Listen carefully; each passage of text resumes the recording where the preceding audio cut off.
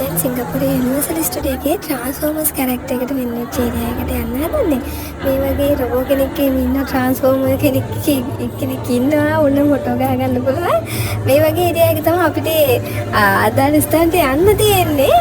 පොලිමේ යන්න ඕනේ පැයක් විතර අපි ගියා. හැබැයි කම්මැලි නැතුව යන්න පුළුවන්. මගේ බල යන්න වටේ ගොඩාක් අයිටම්ස් ඒගොල්ලෝ ලෑස්ති කරලා තියෙනවා.